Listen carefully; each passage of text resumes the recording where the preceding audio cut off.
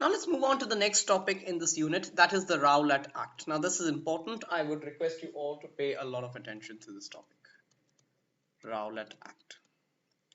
Now, this act came into force or was passed in 1919, right? It came into effect in 1919, right? Now, basically what happened was the Imperial Legislative Council, okay, the Imperial Legislative Council, it passed this act, okay, in 1919, and it came into effect. Now, this Imperial Legislative Council is like, the parliament of the British Raj, the British government. So it passed this act, but there was unanimous opposition of the Indian members, right? None of the Indian members actually wanted to let this act pass, but again, it got passed because of the other members' discretion. So Imperial Legislative Council passed the Rowlatt Act. Now, what were the terms and conditions of the Rowlatt Act? So terms of the Rowlatt Act. Now, this act was very, very oppressive. It was a very, very oppressive act. It was aimed at curbing the activities of revolutionaries and freedom fighters in India, right? So what were the terms of this Rowlatt Act? Terms were that the government could arrest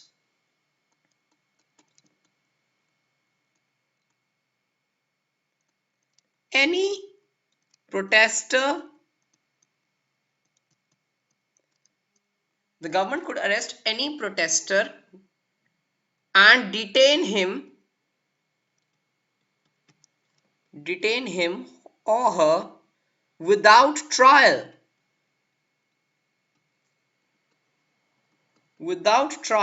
for up to 2 years. Okay, so for up to 2 years, the government could detain any revolutionary, any protester for a period of 2 years, and it could also search a place without warrant.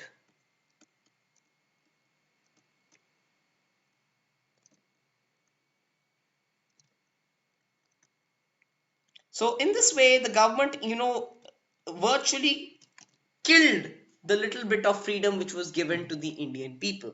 And this was a very, very oppressive act. There was no trial. Sometimes government misused this act. They would pick up anyone and say that he's a revolutionary or a protester, and then they would detain him for 2 years without any reason. So you can see that it was a very, very, very oppressive act, very, very cruel act. So following this Rowlatt Act implementation came into action our great leaders Mahatma Gandhi and his other people of the Congress. Right now, Mahatma Gandhi came into the picture here, and he declared a nationwide hartal.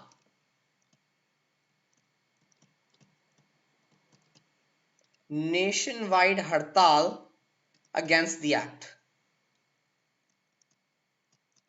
So he declared that there would be a nationwide hartal against the act, right? So this hartal started in April 1919. Okay, in April 1919, this hartal started. Okay, so he declared a hartal and people responded to the hartal. And what did people do? They closed down shops. Okay, refused cooperation with the government, right? Okay, they boycotted institutions.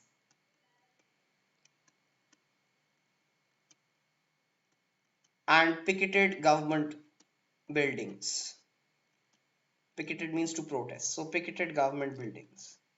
So these are some of the many things that the people did. Okay, they even blocked railway tracks, etc., etc. All this happened, and he called on a nationwide hartal against this act. This is how the people retaliated to that. Okay, how they responded to Mahatma Gandhi's call, right? So in this way, there was a complete logjam. There was a complete lockdown of India.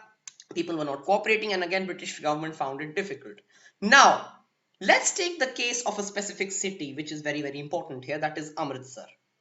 Now, Amritsar, which is in Punjab, it is a border state today, and it contains the Great Golden Temple and even the Jallianwala Bagh. Now, what is that? That's what we first That's what we are going to study. So in Amritsar, there was a violent protests. There were violent protests.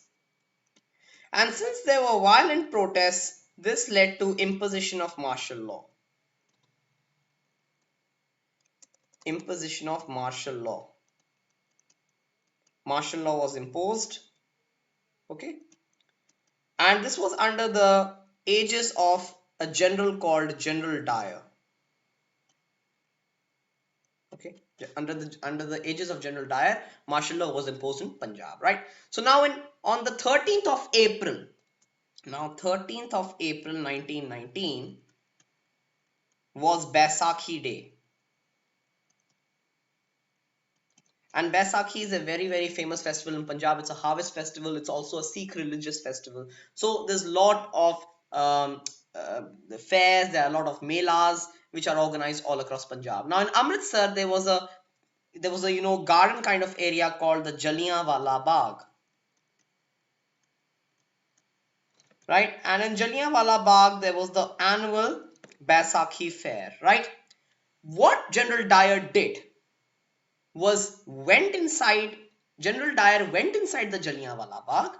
He closed down all doors and without warning fired at a peaceful procession, because in Jallianwala Bagh that time there was not only a fair, there were also people who had come for a peaceful meeting. He shot down all of them.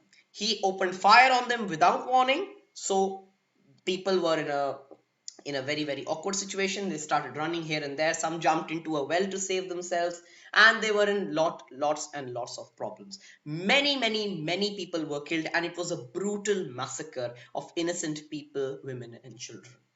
Now, this met with severe condemnation from both Mahatma Gandhi, Rabindranath Tagore, and even the Congress. Now, this Jallianwala Bagh incident forced Mahatma Gandhi to call off this hartal which he had declared. So, because of that Jallianwala Bagh massacre, he called off the hartal, because again, Mahatma Gandhi was a non-violent believer. He did not believe in violence. Now, because of this Jallianwala Bagh incident, people became very violent. They started protesting. There were problems, and they started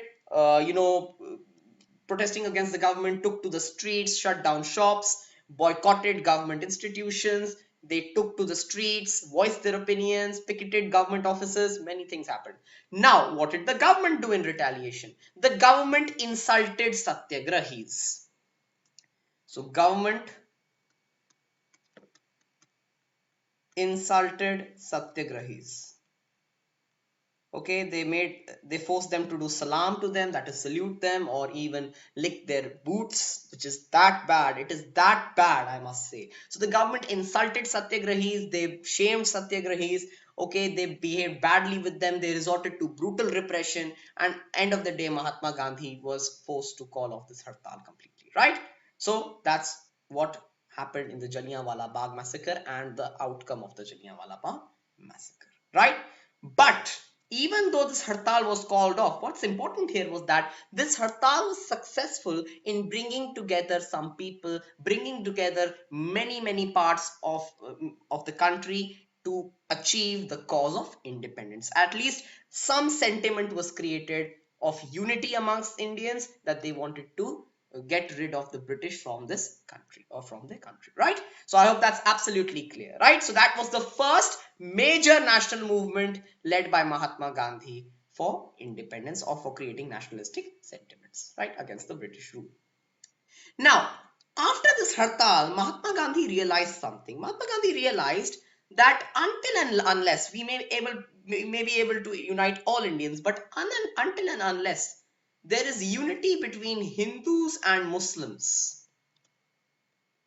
until and unless there is unity between Hindus and Muslims, India cannot achieve independence. So Hindus and Muslims needed to be united.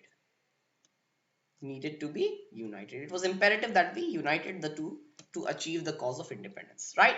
So he now looked for a place, he now looked for a method so that the Muslims and Hindus could be brought together under the shelter of one common movement for independence, right? Now he was about to launch the non-cooperation movement, but again this striked him that Hindus and Muslims need to be coming together. So how can we do that? So now for this he took the advantage of the case of the Khalifa. Now, Khalifa is the head of the Muslim world, head of the Islamic world. Okay. And because of the defeat of the Ottoman Empire, right? And Khalifa resides in Turkey, and Turkey was under the Ottoman Empire. So, because of the defeat of the Ottoman Empire in the First World War, the Khalifa was going to lose most of his powers, right, as a result of a peace treaty. He was going to lose most of his powers. Now, Muslims all over the world, including in India, were afraid of what was going to happen, and hence the Muslims formed the Khilafat Committee in Bombay, right? The Khilafat Committee, to look into this matter, the Khilafat Committee was set up in Bombay, and it was led mainly by two very prominent Muslim leaders, the Ali brothers, Muhammad Ali and Shaukat Ali. So these two were two brothers who were, members of this Khilafat committee. And now Mahatma Gandhi, took advantage of this Khalifa problem and went to Muhammad Ali and Shaukat Ali, and they went and talked to Mahatma Gandhi. They were in negotiations with Mahatma Gandhi, and Mahatma Gandhi explained to them the need that, okay, Muslims could achieve many things, and even the Khalifa could be, even the movement for Khilafat could be strengthened if Hindus and Muslims came together to fight the British government, right? So as a result, finally, in 1921, a joint movement was launched by Muhammad Ali and Shaukat Ali along with Mahatma Gandhi and the Congress, and the 1921 movement was called the Khilafat Non Cooperation Movement.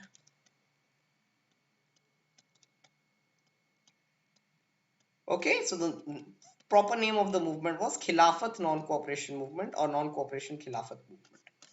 Right? It was joint. It was a joint movement between the Muhammad Ali and Shaukat Ali and Khilafat Committee along with the Congress and Mahatma Gandhi. That is Khilafat and Non-Cooperation Movement. In 1921, it was launched with the joint motive of, number one, ending British rule, protesting against British rule and not cooperating with British rule, and Khilafat, that is for the cause to protect the powers and the rights of the Khalifa, that is the head of the Islamic world, from the harsh peace treaty that was to be imposed on him, right?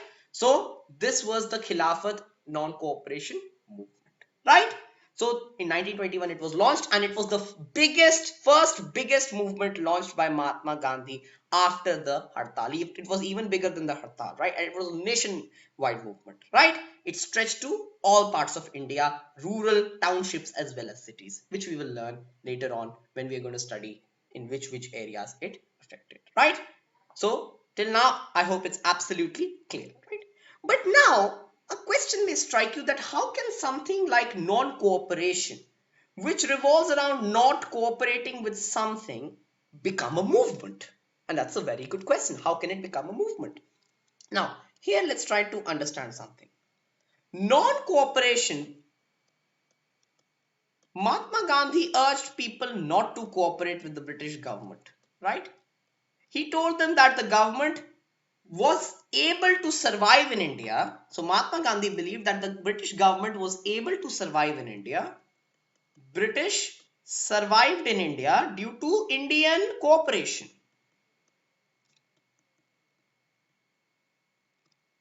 Due to Indian cooperation. So they are able to survive in this country. They are able to rule the people because the people let them rule, right? So if people stopped cooperating with the British government, then this non-cooperation could actually finish British rule within a year. And Mahatma Gandhi wrote this in his book Hind Swaraj. Mahatma Gandhi wrote a book Hind Swaraj, in which he stated that British rule was existent in India because Indians cooperated with the British and let it become established. If British rule has to be broken, then Indians have to stop cooperating with the British and stop them from actually ruling the country. And if they stopped cooperating with the British government, India would achieve independence within a year. So how did it become a movement? Mahatma Gandhi brought everyone together and told them, instructed them that to achieve independence, we need to stop cooperating with the British government. Right? Because if we stop cooperating with the British government, then there would be problems in their administration. They will not be able to administer the dominion properly. And since they are inefficient in, ruling the dominion and governing the territories, then ultimately a point will come when they're going to give up and they're going to realize that these people are not cooperating with us, hence they cannot be ruled, hence they cannot be controlled, hence the country, the administration cannot be controlled, right? So that is how non-cooperation can become a movement.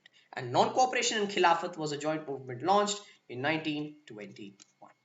I hope that's absolutely clear. And with this, we conclude the first unit of this chapter, First World War, Khilafat, and non-cooperation. Thank you.